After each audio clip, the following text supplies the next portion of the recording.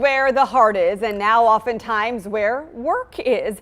A U.S. Census Bureau survey on remote work found the percentage of home-based employees more than tripled from 2019 to 2021, clocking in at 27.6 million people, the highest ever recorded.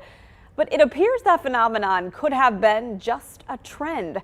I recently talked with financial literacy author Janae Adams about why remote workers could be at risk. During the pandemic, of course, everyone went home for safety reasons. But as time went on, some people returned to the offices and some were allowed to stay at home. But we're starting to see that some companies are asking employees to come back to the office to fill them back up. And so if you're a remote worker, I want to talk about how it could be financially dangerous for you in this economy. So in October, we saw Nike change up its hybrid plan, requiring workers to return to the office 4 days a week instead of 3.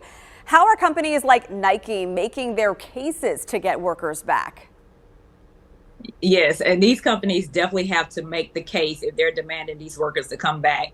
And so over the last year or so, they have been doing studies and showing those studies that employees that are in the office are more productive and lead to higher profits. And so that's why you're seeing companies like Nike do these kind of things. So they feel that if a person is back in the office, they're more creative.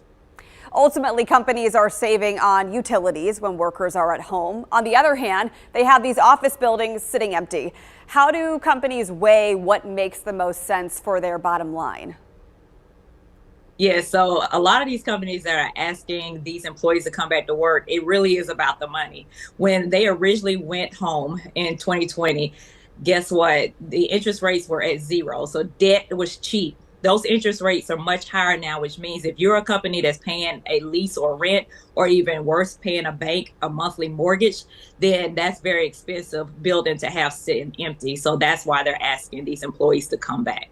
Some employees are taking a firm approach, forcing the hand. We see Dell changing tune from a year ago. Forbes says Dell is telling remote workers they're not eligible for promotions or job changes within the company. Why? And that is another thing. They are forcing these employees' hands at a remote. They are telling them, guess what? This is going to affect your money if you decide to stay at home. And not only that, when there are layoffs, a lot of these employers are saying you're going to be the first one to go. So I'm telling those who are remote workers, if you decide to stay remote, that you need to save at least a year's worth of expenses up to pretty much cover yourself in case you are let go. It's a changing world every day. Janae, thank you so much.